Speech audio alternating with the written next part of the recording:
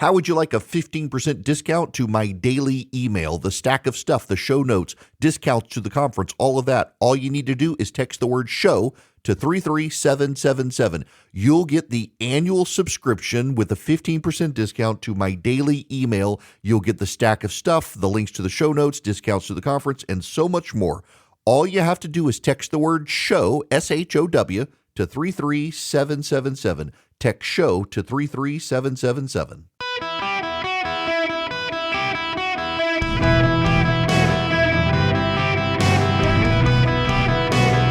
Welcome to the Eric Erickson Show podcast, Hour 2. My fellow Americans, we are 11 days from the end of our national electoral nightmare. Maybe 100 days from the end of it. Who knows? We'll see. The phone number here, 877-973-7425. If you would like to be on the program, I'd love to have you. I do have a caveat today. It's an open line Friday. But I really want to restrict calls to people who have questions about not just this election, but electoral politics generally, campaigns, how they operate, things like that. You got a question about that, I'll do my best to answer it. Instead of just a general free-for-all. We do have a lot of other stuff we need to talk about, but there is some news I need to bring you up to speed on. And this is just positively hilarious to me. The Washington Post is announcing there will be no editorial endorsement this year. That's right. For the first time since Michael Dukakis ran against George H.W. Bush in 1988, the Washington Post is declining a presidential endorsement, and in fact, in their statement announced there will be no further presidential endorsements. They will abandon presidential endorsements moving forward.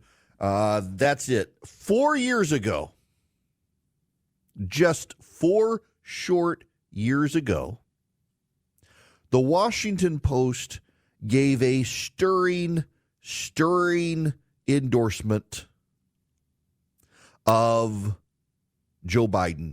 This is the Washington Post in 2020. To expel the worst president of modern times, many voters might be willing to vote for almost anybody. Fortunately, to oust President Trump in 2020, voters do not have to lower their standards.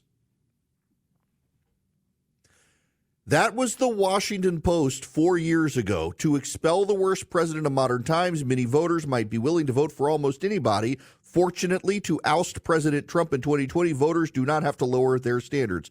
Apparently, now the Washington Post is not willing to lower its standards to endorse Kamala Harris. It is wild that they would make this announcement 11 days before the election because it reads like an anti-Harris statement in the minds of almost everybody, and it comes on the heels of the Los Angeles Times' refusal to endorse, and the Los Angeles Times editorial staff all quit as a result. Therein lies my theory about what's happening at the Washington Post. The Washington Post staff unionized. It's harder for management to oust employees at the Washington Post now. But after the Los Angeles Times announced it would not be making a presidential endorsement, multiple members of staff quit in protest, including some of the senior editorial writers at the Los Angeles Times. They quit.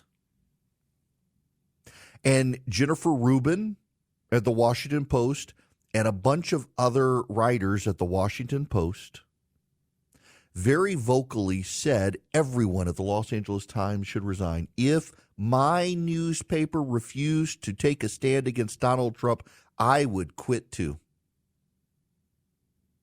I think Jeff Bezos and the president of the Washington Post group saw the staff at the Washington Post saying, if my newspaper doesn't endorse Kamala Harris, I'm going to quit. And they thought, ooh, I think we've solved our management problem.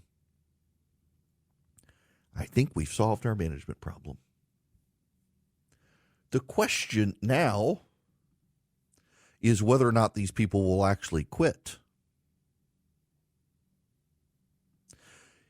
Yesterday, Sewell Chan of the Los Angeles Times put out a quote from one of the editors, or no, Sewell Chan, a reporter put out a quote from the editorial page editor, last name Garza, said, "I am resigning because I want to make it clear that I am not okay with us being silent. In dangerous times, honest people need to stand up. This is how I'm standing up. I quit." Jennifer Rubin, quote, tweeted that, saying, "Bravo, all respect. Where are the rest of them?" Jennifer Rubin, among the other writers at the Washington Post, demanding that LA Times reporters quit their jobs over the refusal of that paper to endorse. Will Jennifer Rubin now quit her job at the Washington Post? Will Jen Rubin stand on her principles? She wanted other people to quit their jobs. Will she quit her job? What about the other reporters? Karen Adia is the one of the foreign affairs editors at the Washington Post. She's having a complete meltdown on social media over their refusal to endorse. By the way, I got to tell you, my personal opinion at this point is that newspapers in America just need to ditch their editorial page. Now, I have a dog in this fight. I have a nationally syndicated newspaper column. I don't make a ton of money from this column. Newspapers are dwindling across America. I wish it was in more newspapers. It's not. I wish it was, but I'm not making as much money as I used to make on it. And every 3 months when I get a check, it's a little bit smaller. Newspapers have gotten so partisan even in their news coverage. Why do they even have an editorial page? Why do they need an editorial page? Why do they need a voice of the newspaper to serve as a moral conscience? They're all progressive other than the Wall Street Journal editorial page. Why? Why do they need it? Just tell the story, tell the news. In fact, we're at a point in this republic where the trust Americans have in the American media is at an all-time low. According to Gallup, they got about 30% trust. It's lower for Republicans and independents. It's the Democrats who bring it up to 30%, and even the Democrats don't particularly care for it. Nobody trusts the press corps anymore. You can't trust the press corps. Democrats right now are belly aching about the press. I mean, let me go back to this quote. This is Charlemagne with, what's his name? Anderson Cooper on CNN. Just listen to Charlemagne lecturing Anderson Cooper on how CNN should cover Donald Trump. He must not watch CNN. I think that her saying that she believes Donald Trump is a fascist got a lot of headlines because it was the first time that she said it. She's been going along for days saying Mark Milley said he's a fascist. This person said this. You raised the question of authenticity in your interview with her, and that was an authentic moment where she says, "Yeah, I do think he's a fascist," and I think that's why it had a reaction. Donald Trump, he for whatever you think about him, if you like him, if you hate him, he is certainly who he is. He's showing us who he is every single day. Yeah, which is a fascist. And it's crazy because you still don't have news networks having that conversation. Yeah. Like when somebody says, when somebody questions Kamala Harris's blackness or is he a DEI hire, y'all will have roundtable discussions about that, asking that question. How come you're not having roundtable discussions asking, is Donald Trump a fascist? Actually not even asking it, stating it. I mean, when you look at the things that he's talking about doing, jailing journalists, jailing his political opponents, turning the military on American citizens. The guy said he wanted to terminate the Constitution to overthrow the results of an election. How come that is not the topic of discussion on networks like CNN every day? Why are you not on CNN every day, Anderson Cooper, saying Donald Trump's a fascist, Donald Trump's a fascist, Donald Trump's a fascist? Has he not watched CNN? I mean, they got Jim Acosta and Brian Stelter on there all the time talking about how Donald Trump's a fascist. And it doesn't move the needle anymore. This is the thing that members of the press don't quite seem to understand is nobody really believes them anymore. Nobody really believes the American press corps at this point when it comes to their coverage of Donald Trump. And the Democrats out there have taken this new tack, you got to understand. The Democratic tack now is that you should treat everything Donald Trump says as literally as possible. I'll be really honest with you here in my take on this. Again, I got to stop saying that I'll be really honest because it sounds like I'm admitting I haven't been honest to you, and it's just something I haven't thought to tell you.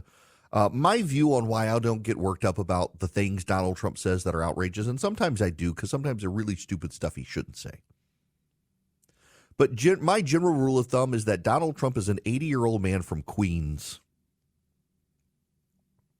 Donald Trump talks like an 80-year-old man from Queens. Donald Trump is the internet comments section come to life. He is Archie Bunker. And Archie Bunker is a man who would say wildly outrageous and offensive things in his chair, but had a heart of gold.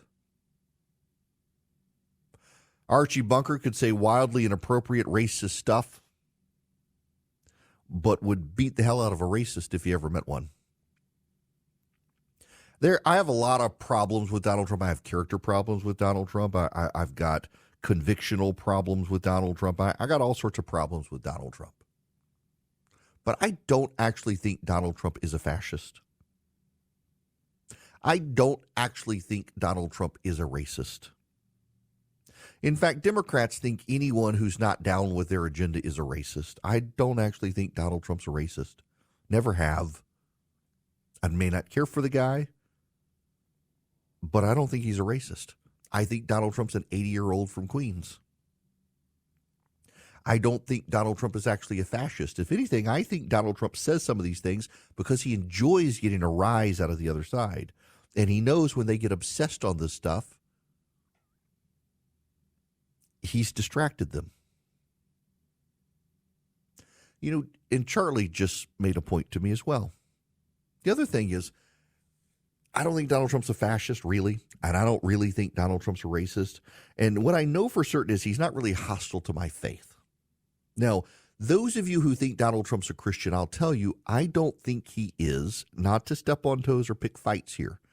We're otherwise fighting common ground. But, I mean, he said repeatedly, including to me, he's never needed to ask for repentance.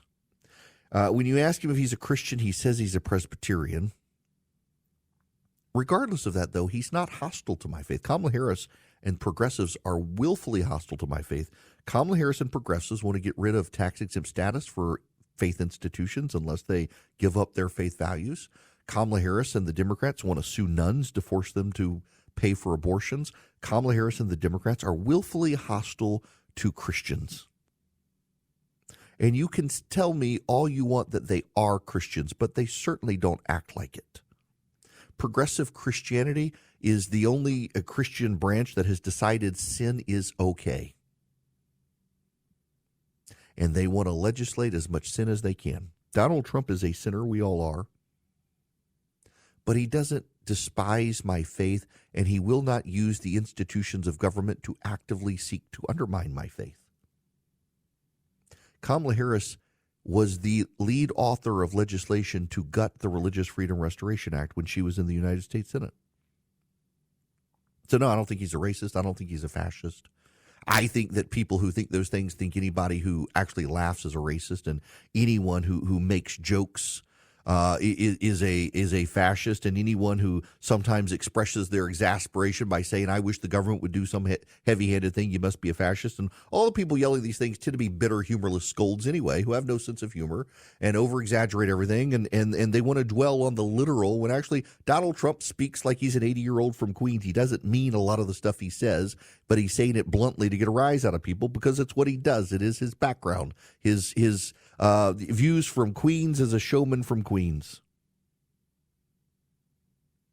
But when I hear Democrats say they want to take tax-exempt status away from churches, well, that is who they are, and I believe them, and which is why I would prefer his policies to their policies. Hello, welcome. It's Eric Erickson here. The phone number is 877-973-7425. If you would like to be on the program, you are more than happy to. I want to go to Donna's phone call here. Donna, welcome to the show. Hi, good afternoon. Welcome.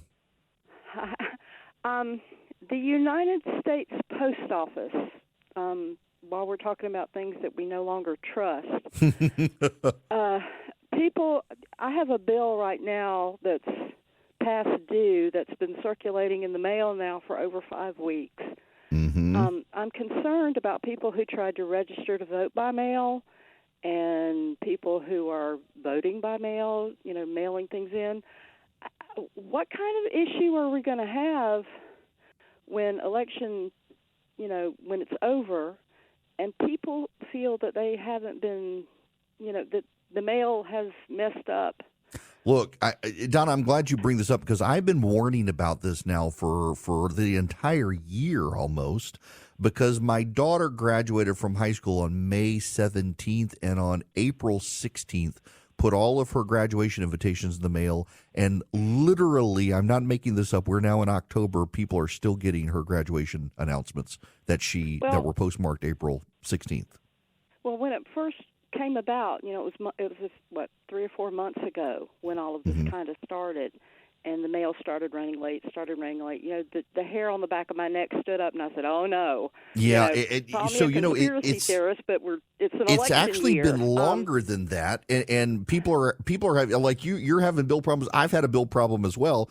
In fact, my taxes were late getting to the IRS, and they sent me a notice of a failure to pay, and then they got my taxes, and thank God the post stamp showed them that they were doing. I mean, I know a guy who actually the IRS was on the verge of doing collections for his putting a lien on his account because his taxes weren't paid, and he had paid them, and he had proof that he had paid them. He sent them certified mail, and they hadn't been delivered. My daughter's graduation invitations, all sorts of stuff is happening. And, the post office, I live down the street from the Board of Elections, did an absentee ballot, and it took 5 days to get to my mailbox.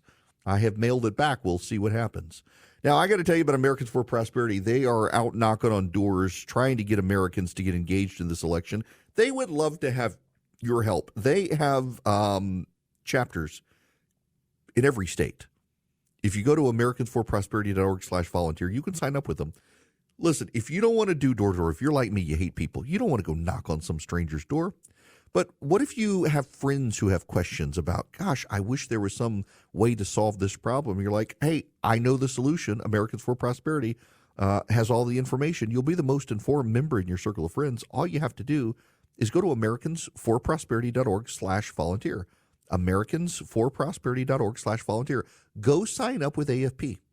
They will teach you how to be the most educated member of your circle of friends, give you all the facts and figures you need to advance common sense conservative reforms and support school choice, families, border security, you name it. americansforprosperity.org/volunteer. Go sign up with AFP today. Hello, welcome. It is Eric Erickson here. The phone number is 877-973-7425. If you would like to be a part of the program, I would be very happy to have you. I want to go, it's an open line Friday, and I'm happy to take your calls today. But in particular, I would really appreciate it if the calls you're calling about today, if you got questions about the election and campaigns in general and the candidates and stuff like that, not just the general stuff, but let's try to keep it. It doesn't have to be about 2024. It can be campaigns in general. And about what to look forward to, Harris and Trump, stuff like that. So, Thad, I'm going to go to you next. Welcome to the show. How are you? Good. About you? Great. So I work at a college, and some students have been asking me this question. They just want a nutshell. What is Harris going to do when she's in office, and what's Trump going to do? None of they don't trust the media. They don't trust anybody. Okay. That's actually probably the one of the best questions I'm going to get. So here's the issue, and this is actually the reason this is a tight election. Is everybody has a general sense of what they're going to get from a Donald Trump administration because he's been president before. We're going to get conservative judges. We're probably going to get tariffs imposed that might hurt the economy, maybe. We're going to get tougher against Iran. He's going to make NATO allies pay more money into NATO. He's going to be tougher on North Korea now than he was last time because he feels like they stabbed him in the back. And he's going to be tougher on China, so much so he might cause economic havoc in China with his tariffs. And other than that, I mean, he's going to be a pretty run-of-the-mill Republican president. And this is the problem and why it's tied. We don't know what Kamala Harris is going to do. And that ultimately is the problem. Here, and again, just let me, I want to say this. Y'all, I don't light me on fire for this. Understand the intent from which it's coming. As a student of politics, not as a partisan, I kind of feel bad for the position Kamala Harris is in. And I want her lost. I want her beat, all that stuff. But you just hear me out. She's the vice president of the United States of the most unpopular president in modern American history. If Kamala Harris were to come out tomorrow and say, I want to do X, but Joe Biden right now is doing Y, the Trump campaign can do as they're doing. Well, why aren't you doing X today? But she can't, because Joe Biden and Kamala Harris branded this the Biden-Harris administration, so she owns the current decisions. Now, this is a bet of her own making. It is playing out as a Greek tragedy, all that sort of stuff. It's very funny. But just as a student of politics, you could not have played a worse hand than what Kamala Harris is playing. The fact that this is tied tells you how actually bad Donald Trump is as a candidate. In fact, when you look at the data of the New York Times Siena College poll that has the race tied now, Kamala Harris was up 3 in their last poll. Kamala Harris wins on everything other than the big 3 issues: crime, immigration, and the economy. Who's more likable? Kamala Harris. Who do you think has the country's interests at heart? Kamala Harris. Who do you think will be cause less turmoil? Kamala Harris. Oh, Kamala Harris, Kamala Harris, Kamala Harris, whatever. The vibes, all favor Kamala Harris, but you can't win on vibes. You got to win on issues. And she can't come up with a single issue to put distance between her and Joe Biden. I mean, wild card here. For the sake of argument, just hear me out here. For the sake of argument, let's say Kamala Harris loses the election. The number one thing I suspect Democrats will say is that Joe Biden should have gotten out of the race earlier, or more importantly, Joe Biden should have left office and let her be president. I am convinced that Harris would be doing better if she were currently the president. The reason I'm convinced is this argument. If she were president now, she could chart a different path from Joe Biden on the border, on Israel, on the economy. And even though she's not getting results, she could look the American people in the eye and say, listen, I only just got in this job in August. Please give me more time. And I think Americans would be sympathetic to it. And because Joe Biden got out of the race, but not out of the White House, Joe Biden is going to be one of the most vilified Democrats in American history if Kamala Harris loses to the man they all believe is a threat to democracy. Joe Biden will not have any of these Democrats come to his funeral. None of them will say a nice thing about him. It will be his and Jill Biden's legacy to have destroyed his reputation as a statesman. Not that he earned it, but among Democrats, he's the man who did the right thing. He's the man who did the right thing. God bless Joe Biden. Oh, they will say that up until the moment Kamala Harris loses, and they will immediately begin throwing Joe Biden under the bus, saying she would have won had you gotten out of the White House, old man. Had you arrogantly not sat in that White House doing nothing but gotten out of the way and let her shake things up. And Kamala Harris can't do that now because she's his vice president. Any direction Kamala Harris says she would go if she's president begs the question or raises the question of why are you not doing it now? And when she says, I'm not doing it now because I'm not president. Oh, are you not part of the Biden-Harris administration? Oh, are you saying Joe Biden's doing something wrong? It puts her in a terrible position. And it's hilarious to actually watch. But just as a student of politics, I can also kind of feel bad in a ironic sort of way that this is what she wanted. She got it. And now it's going to kill her campaign chances. All right. I want to talk about Virginia because it is I got it in the show notes, and I need to set the record straight on both sides. So, my Republican friends are not going to be happy with me here. The Attorney General of Virginia, who I know is a great guy, and he would be a great governor of Virginia. And the governor of Virginia, who I know and is a fantastic governor and could make a great future president. They are spitting mad that they have lost a case in court today over purging illegal aliens, well, not illegal aliens, non-citizens from the voter rolls. Here's what happened. In Virginia, non-citizens have registered to vote. Not a lot of them, but dozens, if not hundreds, of non-citizens, not thousands, but maybe hundreds of non-citizens registered to vote. How do we know they're non-citizens? Because they checked a box saying they are not citizens. That's right.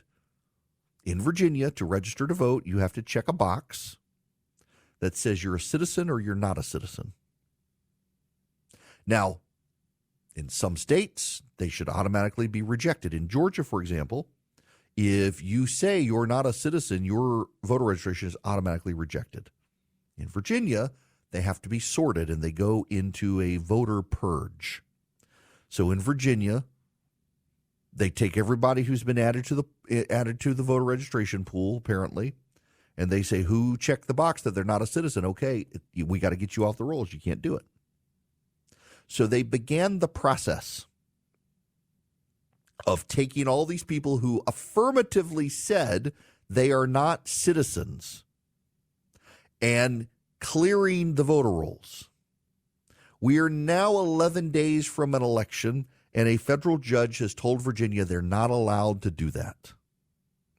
And a federal judge is doing that because last week the Biden-Harris administration filed a lawsuit to stop Virginia from throwing non-citizens off the voter rolls.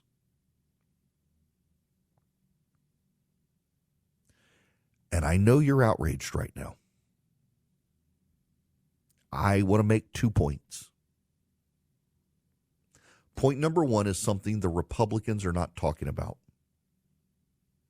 I have great respect for the Attorney General of Virginia and the Governor of Virginia. I think they're doing the right thing, trying to clean up the rolls.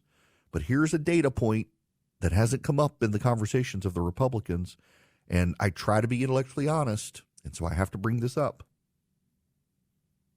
It is affirmatively against federal law to remove people from the voter rolls in any state in this country within 90 days of a presidential election. It is cut and dried. It is not debatable. It is not within dispute. There are only two exceptions. Someone is prosecuted and found guilty of violating the law, and it is a felony, or someone has died. You are not allowed to remove anyone from the voter rolls in this country in any state within 90 days of an election unless that person is found guilty of committing a felony before the election or dies before the election. And those two classes of people can be removed. Otherwise, you can't do it. That's the argument Republicans aren't talking about. Now, here's the other side. Non-citizens shouldn't be on the voter rolls to begin with. In most states, they're not. I don't know why they are in Virginia. I have no idea. But here's the side.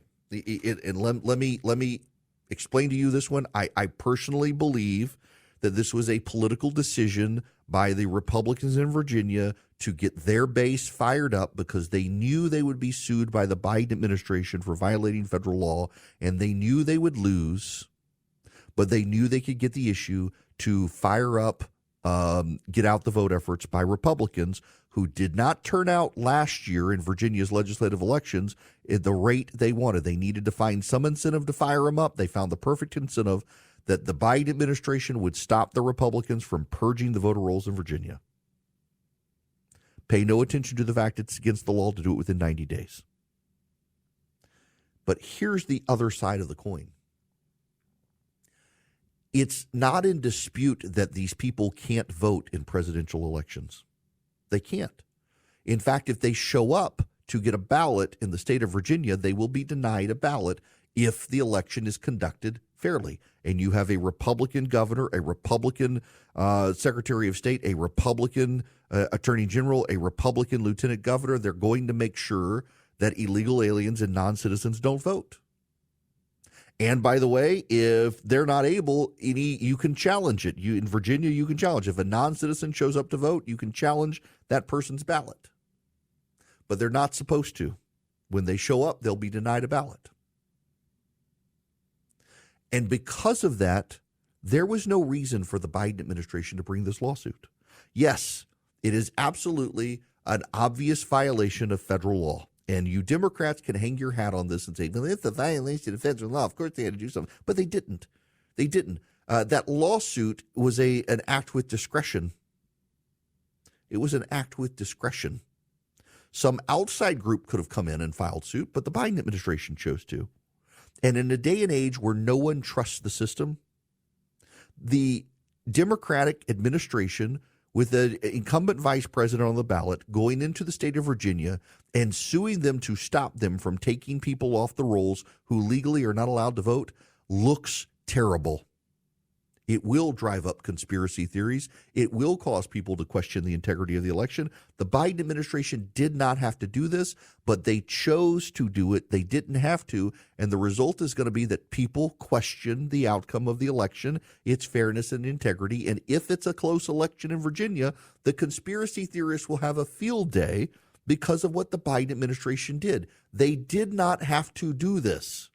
And they chose to do it, not because it's a violation of federal law, but because they wanted the moment to signal to non-citizens that they are on their side because they think it helps them in identity politics.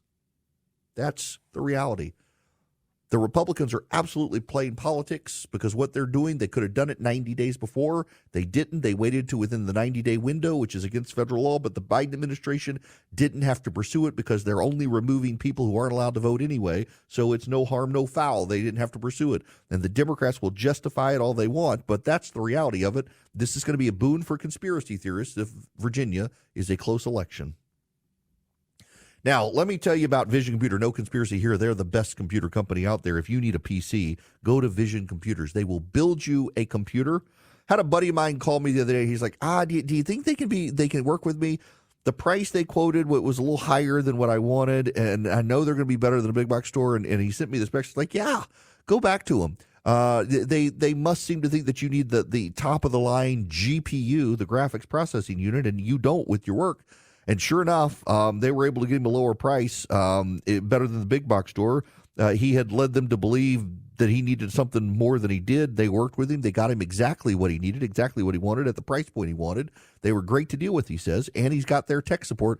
If he's got a problem, and he already has, he did something wrong, and they were able to fix it for him. He called 404 Compute. He told them that I sent him, and he saved even more money. You can go to 404 Compute or visioncomputers.com, get them to build a computer for you, get their award-winning tech support for free. If you need tech support for your existing PC, but it's not from Vision, for $179 a year, you'll get the super secret number. You can call in 15 seconds or less, get the answer to what ails your computer, or if you don't know how to do something, they'll tell you. 404 Compute or visioncomputers.com. Tell them I sent you. 404 Compute. Welcome. I want to go to the phones here. I want to go to Dwayne. Welcome to the show, Dwayne. How are you? Hey, Eric. Big fan. Hey, on the Virginia voter for non-residents, if there is a cutoff at 90 days, shouldn't we just have the cutoff for registration at 90? Otherwise, they could wait until inside of 90 days and register. Yep, I think we absolutely should. And a lot of states actually do that. Not all states. Some states do same-day voter registration. Yeah, I think we should. In fact, I think there should be a national uniform law on this stuff that if you can't clear the rolls after 90 days before an election, you shouldn't be able to register. We shouldn't have 2.5 months to do early voting. We shouldn't allow non-citizens to vote in any election in this country, including municipal elections. I think there are some common sense reforms we can do. And you know, I got to say, to your point as well, Dwayne, that if we're going to restore trust in the system, then we should do things that rebuild that trust. Like, for example, not make it so complicated to vote in this country that it takes 2 weeks to count the ballots. They need to hire more staff. They need to work overnight. They need to do stuff like this.